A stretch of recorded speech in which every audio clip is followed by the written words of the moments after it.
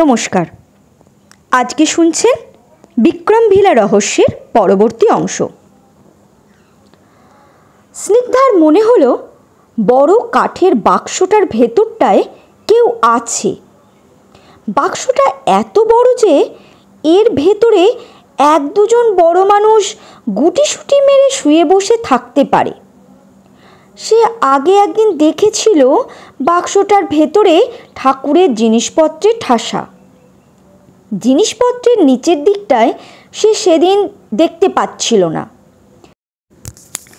সেখানে কেউ হয়তো ছিল যেটা তার নজর এড়িয়ে গিয়েছিল। সে স্থির করলো যে করেই হোক হরিকাকার কাছ থেকে বাক্সের চাবিটা নিয়ে বাক্সটা খুলে দেখবে। স্নিগ্ধা মন্দির থেকে বাড়িতে এসে বারান্দায় দাঁড়ালো। হরিপদ সবজির ব্যাগ নিয়ে কুঁজো হয়ে আসছে। স্নিগ্ধা তাড়াতাড়ি রান্নাঘরে গিয়ে গ্যাস ওভেনে চায়ের জল বসালো। হরিপদ সবজির ব্যাগ নিয়ে রান্নাঘরে ঢুকে বলল, কি করছো মা? এই তো চা। হরিপদ সবজির ব্যাগটা দেওয়ালে ঠেস দিয়ে রেখে মেঝেতে বসল। স্নিগ্ধা হাসি খুশি মুখ করে তার দিকে এক কাপ চা দিয়ে বলল, চাটা খাও হরিকাকা। আমার জন্য আবার চা করতে গেলে কেন মা? খাও হরিকাকা, ঠান্ডায় ভালো লাগবে। আমায় তো তোমরা কেউ কিছু করতেই দাও না। কণিকা আমাদের সবার খাবার করে, আর তুমি তো কণিকার রান্না করা খাবারই খাও না। আচ্ছা হরিকাকা, কণিকার সাথে কি তোমার কোনো বিষয় নিয়ে মনোমালিন্য হয়েছে? হরিপদর মুখটা কেমন বিষাদে ভরে গেল। সে ধরা গলায় বলল, না তো। স্নিগ্ধা মনে মনে বলল, কণিকা নিশ্চয়ই তোমার খারাপ মুখোশটা চিনে ফেলেছে, এজন্যই তোমাদের মধ্যে মনোমালিন্য হয়েছে। হরিপদ চায়ের কাপ হাতে নিয়ে কিছু ভাবছে। চাটা ঠান্ডা হচ্ছে হরিকাকা। কি কি সবজি এনেছো কই দেখি? এই বলে স্নিগ্ধা ব্যাগ থেকে সবজিগুলো বের করে বলল, কি সুন্দর টাটকা সবজি।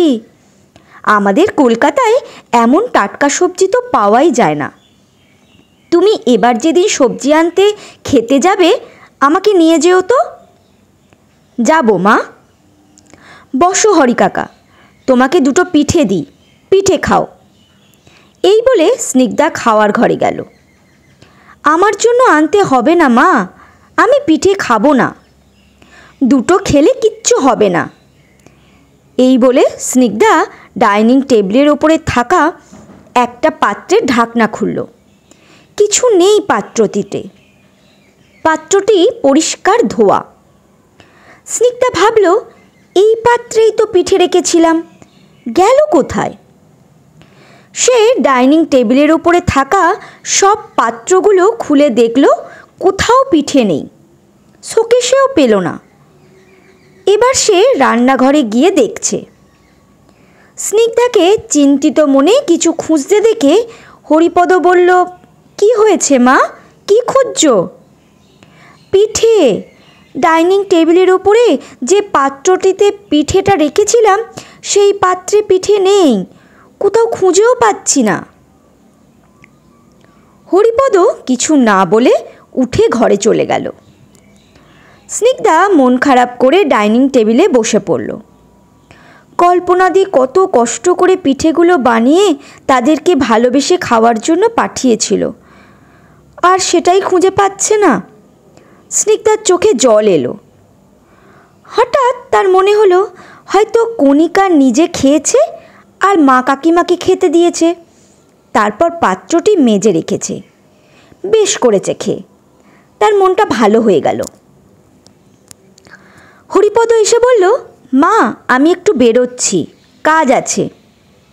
স্নিগ্ধা বলল, ঠিক আছে।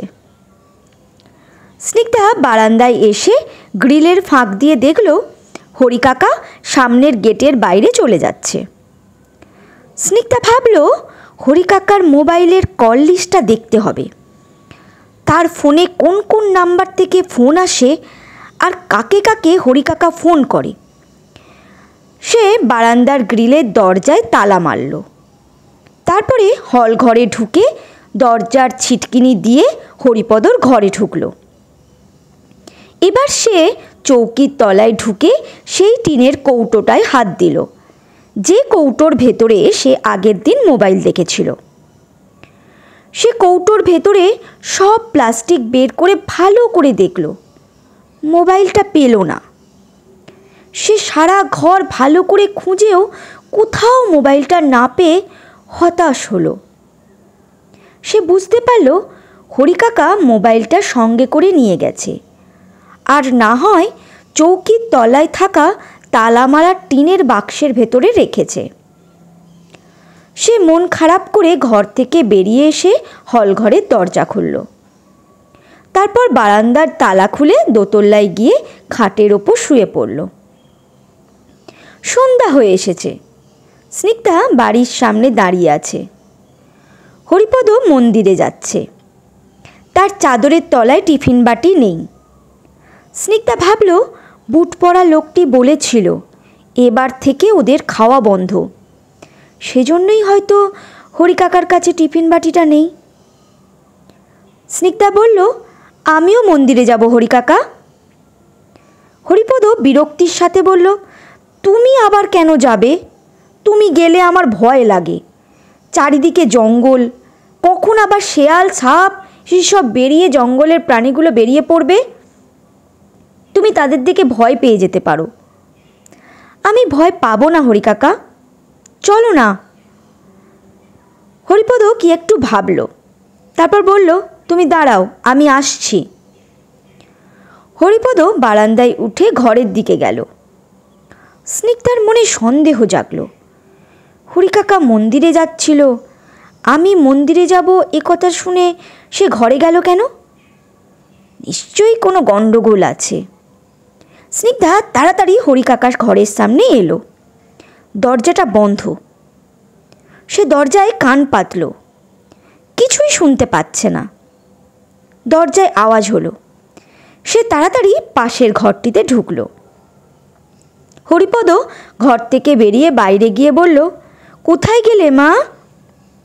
স্নিগ্ধা তাড়াতাড়ি বাইরে গিয়ে বলল, জল খেতে গিয়েছিলাম, চলো।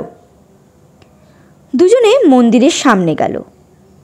স্নিগ্ধা সিঁড়ি দিয়ে উঠতে উঠতে নারী মূর্তি দুটোর দিকে তাকালো। তারা কটমট করে তার দিকে তাকিয়ে আছে। হরিপদ ভেতরে ঢুকে মন্দিরের ঘরে বাইরে সব আলো জ্বালালো। স্নিগ্ধা মন্দিরের ভেতর থেকে ঠাকুরের বাসনগুলো কলপারে আনলো। তারপর সেগুলো মেজে টিউবওয়েলের জলে ধুয়ে মন্দিরের সিঁড়ি দিয়ে উঠছে। দুটো ধাপ সে উঠেছে। সে দেখল সিঁড়ির দুদিকে থাকা নারী মূর্তি দুটোর চোখ দিয়ে আগুন বেরিয়ে তার দিকে আসছে। সে কেঁপে উঠে নামতে গেল। সিঁড়ির ওপর থেকে সে ধপাস করে নিচে নরম কিছুর ওপর পড়ল। সে দেখল সে পুরো ঘাসের ওপর পড়েছে। সে তাড়াতাড়ি উঠে বসে মনে মনে বলল, আমি এক্ষুনি এখান দিয়ে সিঁড়িতে উঠেছিলাম, এখানে তো ঘাস ছিল না, আমার একটুও চোট লাগলো না। আগে একদিন এখানে কোনো অশরীরী আত্মা আমায় আছাড় মেরেছিল, তখন অন্য কোনো অশরীরী আত্মা আমায় ধরে বাঁচিয়েছিল। আজও নিশ্চয়ই সেই আমাকে নিচে ঘাস রেখে বাঁচিয়েছে। স্নিগ্ধার চোখে জল এলো। সে হাত জোর করে বলছে, কে তুমি আমি জানি না, তোমাকে অসংখ্য। মন্দিরের ভেতর থেকে হরিপদর আওয়াজ এলো, তাড়াতাড়ি এসো মা। আসছি। এই বলে স্নিগ্ধা সিঁড়ি দিয়ে উঠে বারান্দায় দাঁড়িয়ে নিচের পড়া জায়গাটার দিকে তাকালো। আশ্চর্য ব্যাপার, জায়গায় কোনো ঘাস নেই। হরিপদ পুজো শেষে স্নিগ্ধা বলল, হরিকাকা, কাঠের বাক্সটার চাবিটা দেবে? হরিপদ বিরক্ত হয়ে বলল, কি করবে? একটু দরকার আছে, কাল ভাবছি উপোস থেকে পুজো করব, তাই কয়েকটা বাসন বের করব। বাইরে যা আছে তাতে হয়ে যাবে মা। যাবে না, আমার একটা বড় ঘটি লাগবে। এই তো ঘটি আছে। এর চেয়ে বড় ঘটি লাগবে, দাও না চাবিটা। কাঠের বাক্সে কি সুন্দর সুন্দর কাঁসা পিতলের জিনিসপত্র আছে, ব্যবহার না করে শুধু ভরে রাখলেই হবে। এমনভাবে মিষ্টি হেসে স্নিগ্ধা কথাগুলো বলল যে হরিপদর মুখে হাসি দেখা গেল। সে কোমরের চাবির গোছা থেকে একটা চাবি বের করে বলল, দাঁড়াও, আমি খুলে দিচ্ছি। হরিপদ বাক্সের তালা খুলে উপরের কাঠের ঢাকনাটা উঁচু করল। স্নিগ্ধা দেখল আগের দিন বাক্সটিতে জিনিসপত্রে ঠাসা ছিল, আর আজ অর্ধেকও জিনিস নেই। সে অবাক হয়ে বলল, আগের দিন বাক্সে অনেক জিনিসপত্র দেখেছিলাম, আজ এত কম কেন হরি কাকা? হরিপদ থতমত খেয়ে বলল, ওইদিকে একটা বাড়িতে পুজো হচ্ছে, তারা নিয়ে গেছে, কাল পরশুর মধ্যে ফেরত দিয়ে দেবে। স্নিগ্ধা বুঝতে পারছে হরি কাকা মিথ্যে কথা বলছে। সে ভাবল বুট পরা লোকটি আর হরি কাকা দুজন মিলে ঠাকুরের জিনিসপত্র এখান থেকে সরিয়ে বেচে দিয়েছে। স্নিগ্ধার মনটা খারাপ হলো, তবুও সে সেটা হরিপদকে বুঝতে দিল না। স্নিগ্ধা এটা সেটা উঁচু করে দেখছে আর বলছে, বাহ, দারুণ তো, কি সুন্দর কারুকার্য করা। সে এমন একটা ভাব করছে যেন বাপের জন্মে কাঁসা পিতলের জিনিসপত্র দেখেনি। জিনিসপত্র একে একে সব এদিক থেকে ওদিক সরিয়ে তলা পর্যন্ত ভালো করে দেখেও সে কাউকে দেখতে পেল না। হরিপদ হেসে বলল, হয়েছে দেখা, এবার কোন ঘটিটা নেবে নাও। স্নিগ্ধা বড় একটা ঘটি উঠিয়ে নিয়ে বলল, এটা। হরিপদ বাক্সের ঢাকনা বন্ধ করে তালা লাগিয়ে দিল। তারপর মন্দির থেকে বেরিয়ে তারা বাড়িতে এলো। গভীর রাত। স্নিগ্ধার ঘুম ভেঙে গেল। নিচের তলায় ভেসে আসছে কান্নার শব্দ, কারা যেন করুণ সুরে কাঁদছে। সে তাড়াতাড়ি উঠে বসল। সে ভাবল, রক্তচোষা পেতনিটা মা কাকিমা, কণিকা বা রকির রক্ত খাচ্ছে না তো? সে মাথার কাছ থেকে টর্চটা নিয়ে ঝটপট খাট থেকে নেমে দরজা খুলে সিঁড়ির কাছে গেল। সিঁড়ির আলোটা জ্বলছে না, তাই সে টর্চ জ্বালিয়ে তাড়াতাড়ি নিচে নামছে। হঠাৎ টর্চটা নিভে গেল। স্নিগ্ধা টর্চটা বারবার জ্বালানোর চেষ্টা করেও ব্যর্থ হলো। সে বুঝতে পারল টর্চটা এখন আর জ্বলবে না। মা কাকিমা কণিকার ঘরের ওদিক থেকে প্রচণ্ড জোরে কান্নার আওয়াজ আসছে। তার বুকটা দুরু দুরু করছে, সারা শরীর কাঁপছে। সে রকির ঘেউ ঘেউ আওয়াজও শুনতে পাচ্ছে।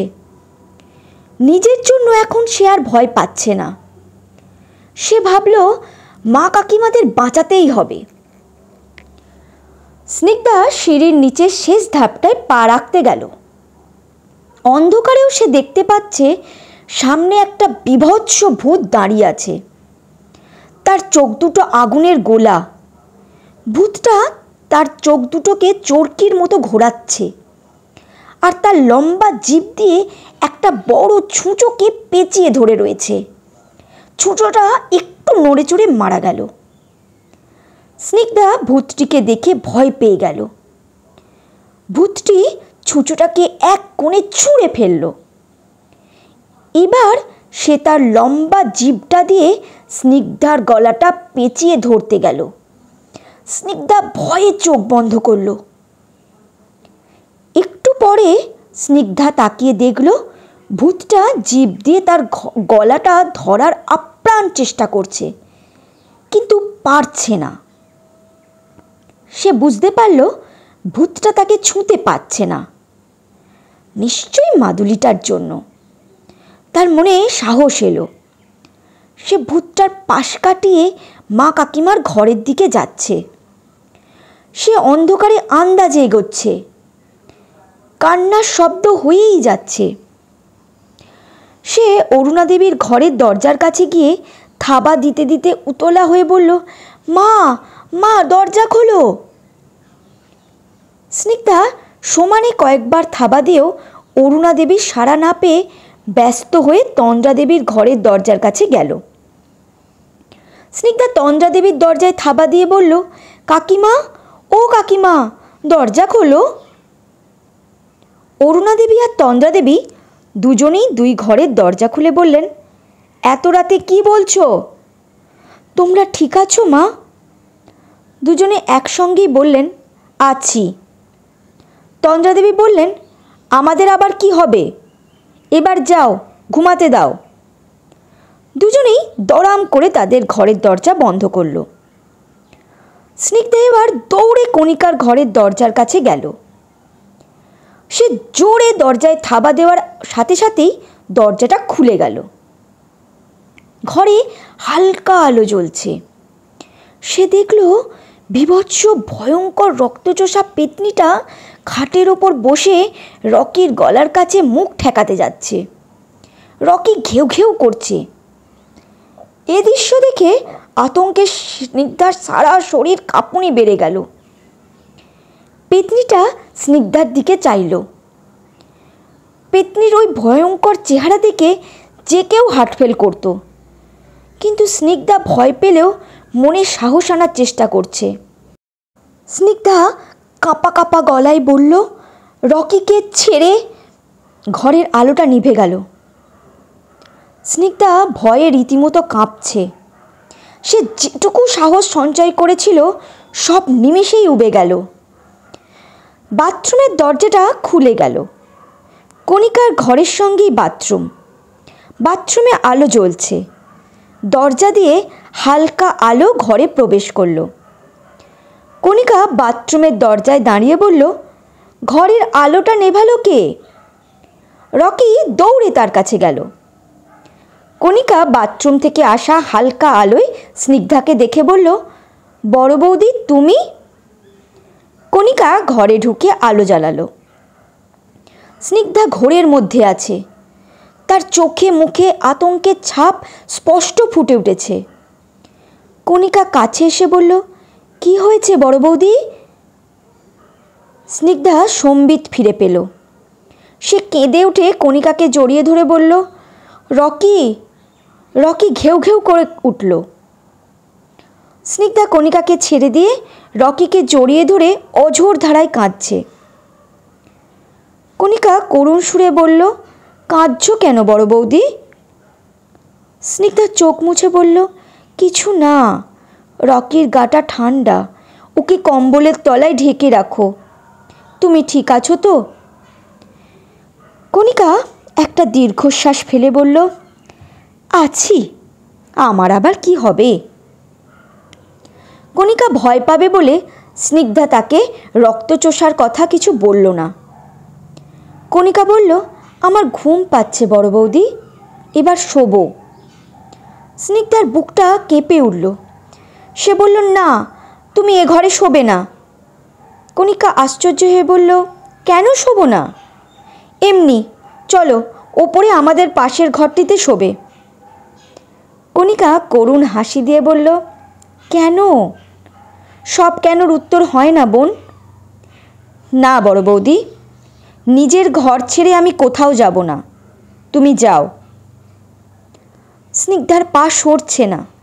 এই রক্তচোষার কাছে কি করে সে ওদের রেখে যাবে?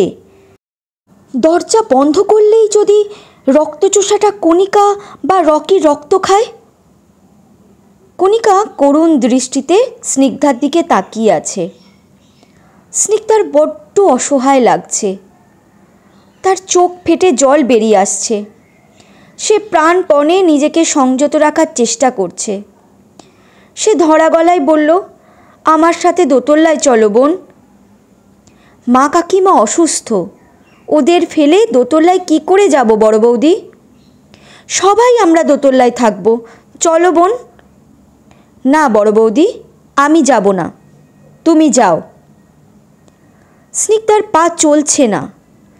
তবুও সে কণিকা আর রকির দিকে তাকাতে তাকাতে ঘর থেকে বেরোলো। দরজাটা বন্ধ হয়ে গেল।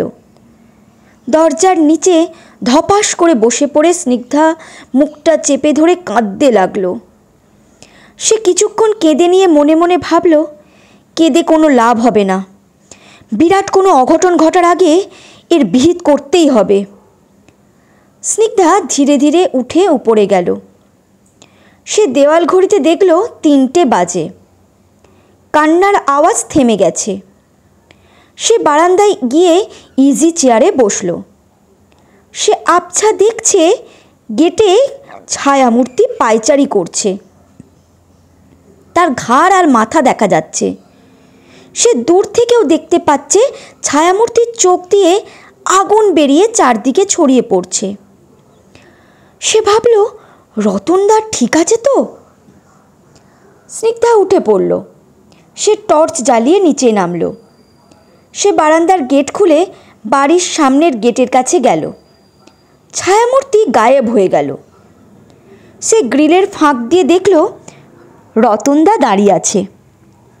সে ভাবল, রতনদা কত ঝুঁকি নিয়ে কাজ করছে, যে কোনো মুহূর্তেই তার বিপদ হতে পারে। স্নিগ্ধা আবার ফিরে বারান্দায় উঠল। হরিপদ হলঘরের আলো জ্বালালো। স্নিগ্ধা বলল, এই মেরেছে, হরিকাকা বারান্দায় এসে যদি আমাকে দেখতে পায় তো সর্বনাশ হয়ে যাবে। স্নিগ্ধা বারান্দার বাইরে গিয়ে টর্চের আলো নিভিয়ে একটা বড় ফুল গাছের আড়ালে দাঁড়ালো। বাইরেটা অন্ধকার। হরিপদর ঘর থেকে বেরোলো। স্নিগ্ধা ভাবল, হরিকাকা আজ এত আগে বেরোলো কেন? সে তো আরও পরে মন্দিরে যায়। হরিপদ মন্দিরের দিকে না গিয়ে সামনের গেটের দিকে যাচ্ছে। স্নিগ্ধা তার পিছু নিল। স্নিগ্ধা গেটটা ফাঁক করে দেখল হরিপদ কিছুটা দূর গেছে। অমনি সেও গেটের ভেতর থেকে বেরিয়ে পড়ল। রতন দাঁড়িয়ে আছে। সে কিছু বলল না। স্নিগ্ধাও চুপ করে হরিকাকার পিছু নিল। হরিপদ অন্ধকারেই এগোচ্ছে। কিছুটা দূর গিয়ে সে জঙ্গলে নামল। স্নিগ্ধা অবাক হয়ে অস্পষ্ট স্বরে বলল, হরিকাকা জঙ্গলে যাচ্ছে কেন? স্নিগ্ধাও জঙ্গলে নামল। অন্ধকার আরও ঘন হলো। হরিপদ পিছন দিকে না তাকিয়ে জোর পায়ে জঙ্গলের ভেতর দিয়ে সামনের দিকে এঁকে বেঁকে যাচ্ছে। মাঝে মাঝে সে টর্চ জ্বালাচ্ছে। স্নিগ্ধার সাপের ভয় করছে। কপালে যা আছে তাই হবে ভেবে হরিপদর পিছন পিছন সে এগিয়েই চলেছে। তার সামনে দিয়ে কিছু একটা লাফ দিয়ে চলে গেল। সে কেঁপে উঠল। বেশ কিছুটা যাওয়ার পর একটা বড় গাছের নিচ দিয়ে সে যাচ্ছে।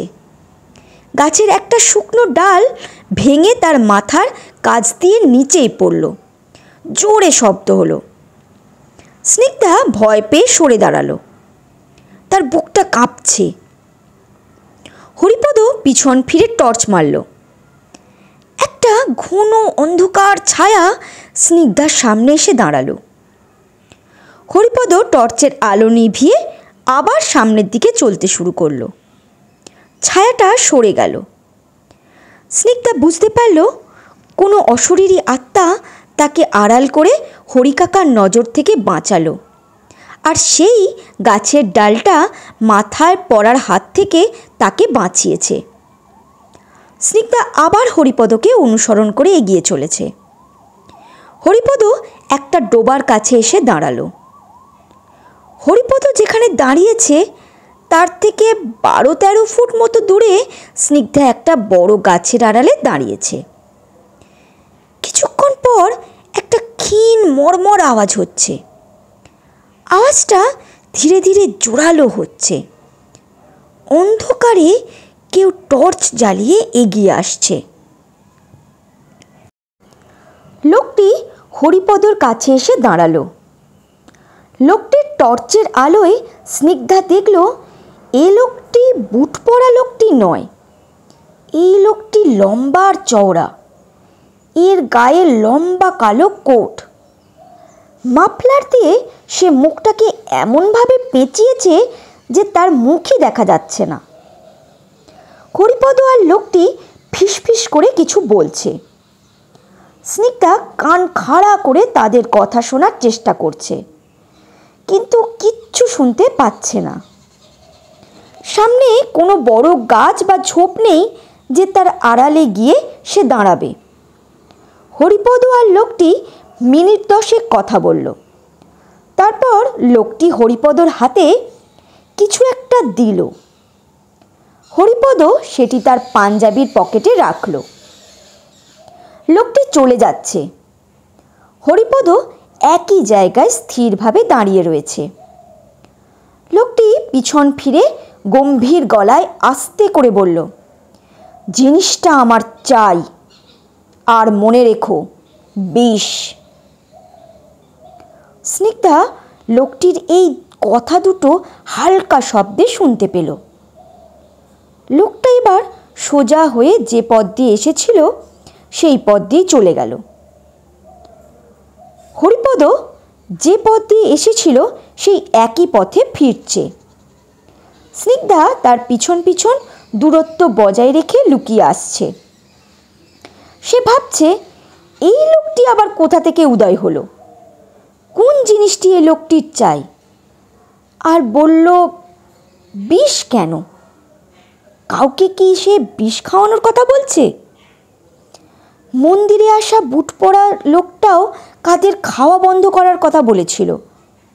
যাদের খাওয়া বন্ধের কথা সে বলেছিল তাদেরই কি বিষ দেওয়ার কথা বলছে এই লোকটি? মন্দিরে তো কেউ নেই, তবে কোথায় আছে তারা? বুট পরা লোকটি, মোটা লোকটি, আর এই লম্বা কোট পরা লোকটা, আর এই হরি কাকা, এরা সবাই মিলে আমাদের বিরুদ্ধে কোনো ষড়যন্ত্র করছে কি? নাকি এই লোকটি হরি কাকার সাথে আলাদা কোনো ষড়যন্ত্র করছে? হঠাৎ স্নিগ্ধার ডান কান ঘেঁষে বিকট শব্দে কোনো কিছু উড়ে গেল। তার কানটা জ্বালা করে উঠল। পাখিটা সামনের দিকে একটা গাছের ডালে বসল। স্নিগ্ধা দেখল সেই বিভৎস পাখিটা। পাখিটার চোখ দুটো যেন আগুনের গোলা। পাখিটা রাগে ফুঁসছে। হরিপদ কিছুটা দূর এগিয়ে গেছে। ভালো করে তাকে দেখাই যাচ্ছে না। স্নিগ্ধা ভয়ে ভয়ে এগোচ্ছে। এবার সে গাছের ডাল ভাঙার মচমচ শুনতে পেয়ে উপর দিকে তাকালো। বড় একটা ডাল তার মাথার ওপরে শূন্যে ঝুলছে। সে আতঙ্কে কেঁপে উঠে দৌড়ে কিছু একটা দূরে সরে গেল। ডালটা নিচেই পড়ল। স্নিগ্ধা বুঝল, এবারও সেই অশরীরী আত্মা আমাকে বাঁচালো। স্নিগ্ধা হাত জোর করে বলল, কে তুমি? আমাকে বারবার বিপদ থেকে রক্ষা করছো আমি জানি না। তোমার প্রতি আমার কৃতজ্ঞতার শেষ নেই। স্নিগ্ধা এবার চারপাশে তাকিয়ে হরিপদকে আর দেখতে পাচ্ছে না। তার টর্চের আলোও দেখতে পাচ্ছে না। কুয়াশার চাদরে চারপাশ ঢেকে আছে। স্নিগ্ধা কিছুটা গিয়ে পথ হারিয়ে ফেলল। অন্ধকারে সে কোন দিক দিয়ে এসেছিল আর এখন ঠিক কোন পথে যাচ্ছে কিছুই সে বুঝতে পারছে না। তার মনে হচ্ছে সে ঠিক পথে যাচ্ছে না। ভোর হয়ে আসছে। ফুরফুরে বাতাস বইছে। চারিদিক পাখির কলতানে মুখরিত হচ্ছে। স্নিগ্ধাকে মন্দিরে যেতে হবে। বুট পরা লোকটি যদি আসে তো তার পিছু নিতে হবে। সে ভাবনায় পড়ে গেল। তার একটা দিনও নষ্ট করা চলবে না। স্নিগ্ধা কাঠকুড়ানিদেরও দেখতে পাচ্ছে না। তারা কি আজ কাঠকুড়াতে আসেনি? কুয়াশার জ্বালায় দেখারও উপায় নেই। সে ক্লান্ত হয়ে পড়েছে। তার শীতও করছে। বুট পরা লোকটির পিছু নেওয়া আশা আজ শেষ ছেড়ে দিল। সে একটি গাছের নিচে বসল। এতক্ষণ তার শীত মালুমই হয়নি। এখন তার খুব শীত করছে। সে চাদরটা ভালো করে গায়ে মাথায় জড়িয়ে নিয়ে গাছটিতে হেলান দিল। কিছুক্ষণ পর অন্ধকার ভাবটা কিছুটা কেটে গেছে। আশপাশটা একটু পরিষ্কার হয়েছে। স্নিগ্ধা হঠাৎ গাছপালার ফাঁক দিয়ে দেখতে পেল দূর দিয়ে একটা লোক হেঁটে যাচ্ছে। তার পরনে বুট পরা লোকটির মতোই ওই রকম চাদর আর প্যান্ট। চাদরে ঢেকে থাকার জন্য লোকটির শার্টটা দেখা যাচ্ছে না, পাও নিচের ঝোপঝাড়ের জন্য দেখা যাচ্ছে না। স্নিগ্ধা তাড়াতাড়ি উঠে পড়ল। সে লোকটির দিকে এগিয়ে গিয়ে দেখল লোকটির পায়ে কালো বুট জুতো। সে চমকে উঠল, এই সেই বুট পরা লোকটি। লোকটি যেদিকে যাচ্ছে স্নিগ্ধাও লোকটির পিছন পিছন সেই দিকে যাচ্ছে। লোকটি মাঝে মাঝে কুয়াশায় ঢাকা পড়ে যাচ্ছে। স্নিগ্ধা জোর পায়ে আরও এগিয়ে যাচ্ছে। খানিকটা দূর গিয়ে সে দেখল লোকটি নিচে নামল। স্নিগ্ধা কাছে এসে দেখল একটা খাল। সে একটা বড় গাছের আড়ালে দাঁড়ালো। খালের মাঝে সামান্য জল রয়েছে। লোকটি বুট পায়ে লাফ দিয়ে জল পার হয়ে উপরে উঠল। ওদিকেও জঙ্গল। লোকটা আড়াল হলে স্নিগ্ধা খালের ভেতরে নামল। সে শাড়ি তুলে জলের উপর দিয়ে হেঁটে ওপারে উঠল। তারপর এদিক ওদিক তাকিয়ে লোকটিকে খুঁজতে লাগলো। কুয়াশার আড়ালে চলে গেছে লোকটা। স্নিগ্ধা হতাশ হলো। সে আন্দাজে কিছুটা গিয়ে দেখল একটা পোড়ো ভাঙাচোরা বাড়ি। বাড়িটির চারিদিকের পাঁচিল ভেঙে চুরে গেছে। বাড়িটির দরজায় দাঁড়িয়ে বুট পরা লোকটি একজন 25-26 বছরের যুবকের সাথে কথা বলছে। স্নিগ্ধা গাছের আড়ালে দাঁড়িয়ে রইল। একটু পরে লোকটি যুবকটির সাথে বাড়ির ভেতরে গেল। স্নিগ্ধা ভেতরে যাওয়ার জন্য পা বাড়ালো। সে দেখল একজন তাগড়াই লোক ভেতর থেকে এসে গেটে দাঁড়ালো। সে আবার আড়ালে লুকিয়ে গেল।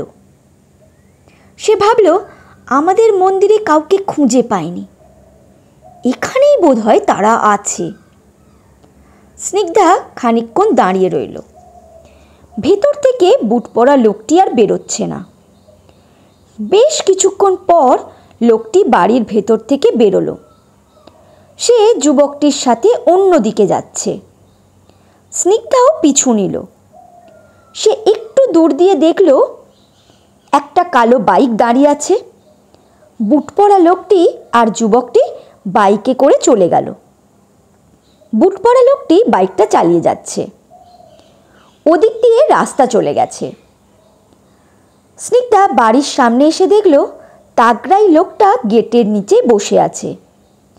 তার গেট থেকে সরার কোনো লক্ষণ নেই। স্নিগ্ধা চুপি চুপি বাড়ির পিছন দিকে গেল।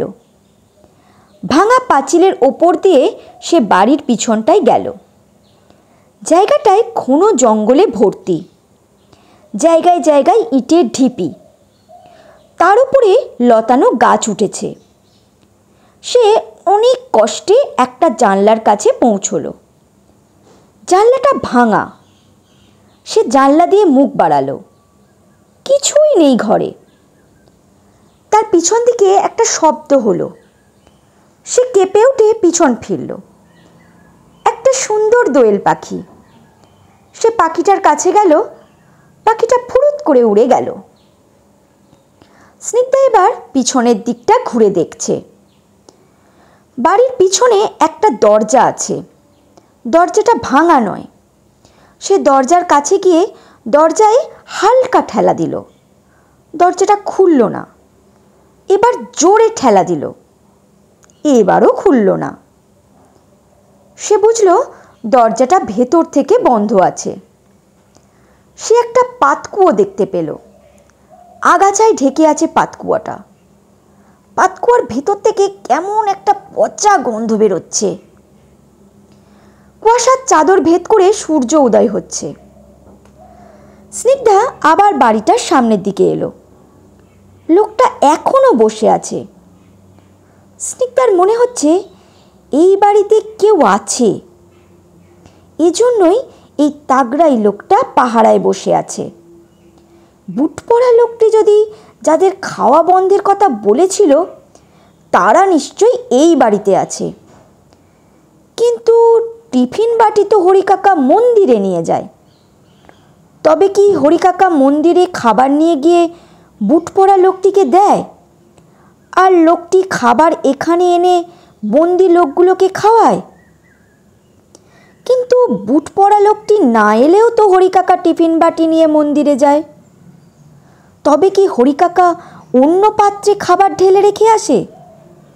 এটা তো আমি লক্ষ্য করিনি। পরে হয়তো লোকটি এসে খাবার নিয়ে যায়। স্নিগ্ধার মাথাটায় সব কিছু জট পাকিয়ে যাচ্ছে।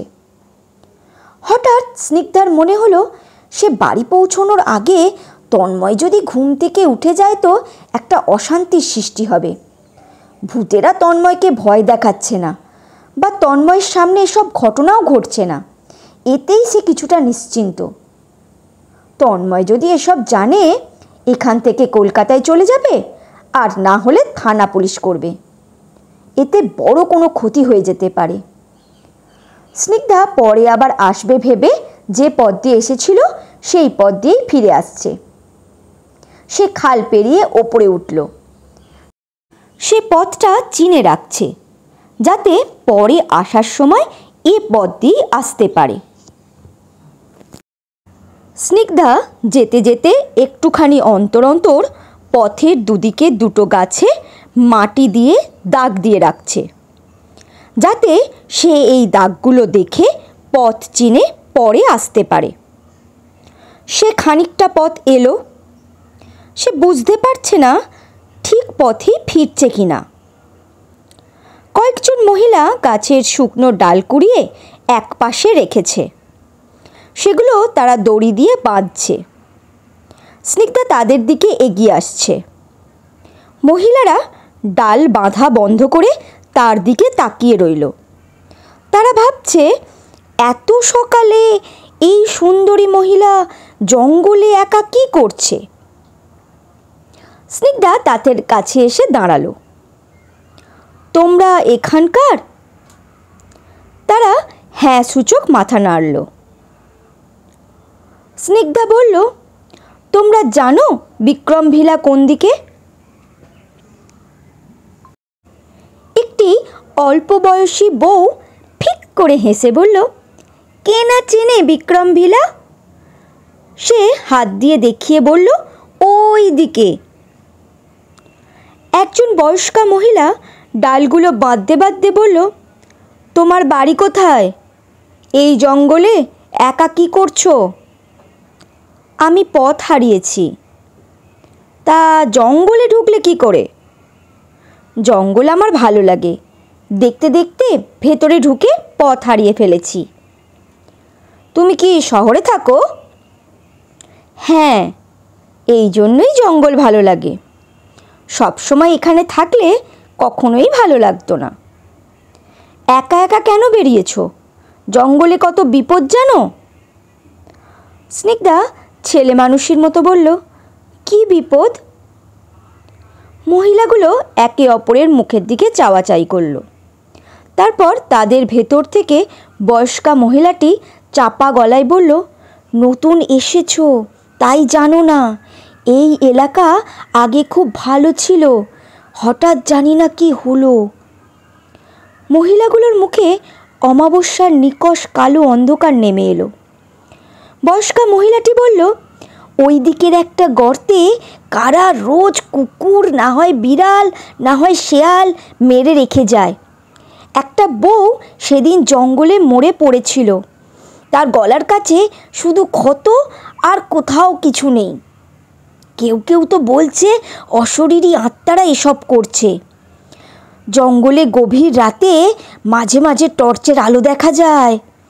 ভয়ে বাবা আমরা একা কেউ কাঠ কুড়াতে আসি না, দল বেঁধে কাঠ কুড়াতে আসি। তাছাড়া এখনকার দিনকালও ভালো নয়, কার মনে কি আছে বলাও যায় না। সন্দেহজনক কিছু লোক মুখে মাফলার বেঁধে জঙ্গলে ঘোরাফেরাও করে। স্নিগ্ধা বুঝতে পারছে মহিলা কাদের কথা বলছে।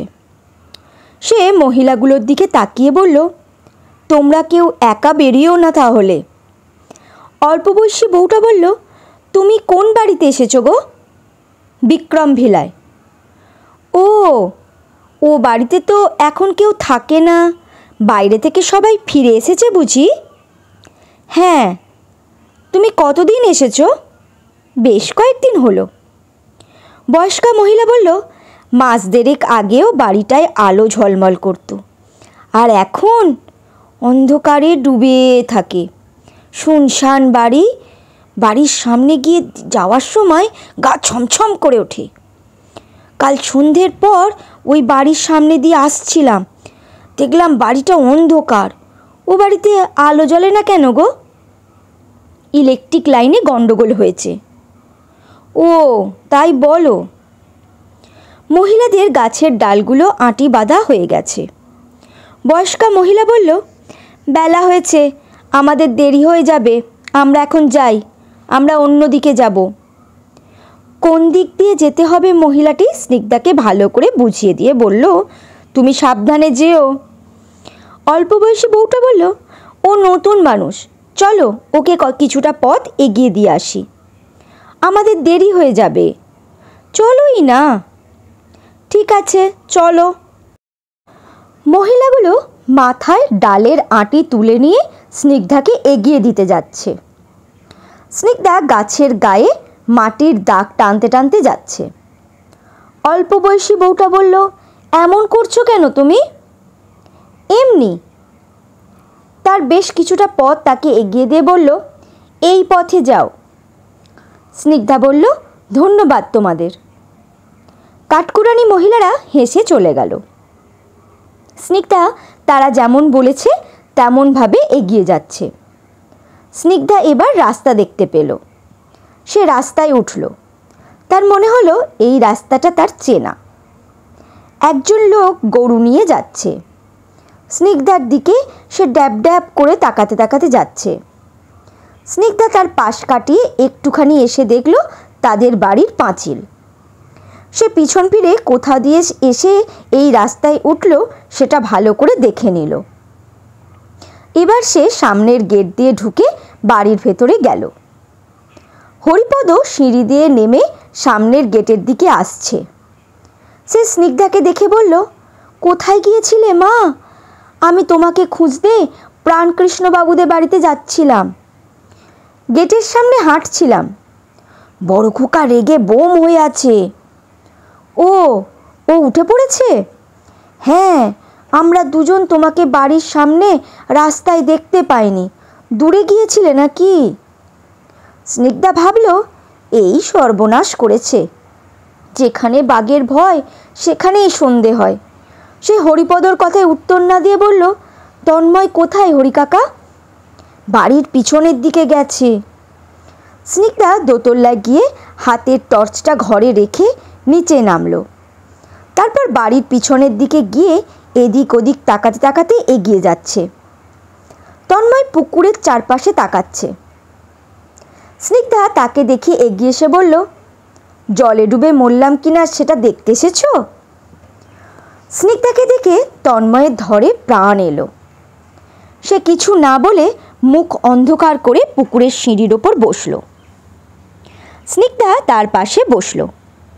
খুব রাগ হয়েছে মনে হচ্ছে। তন্ময় জবাব দিল না।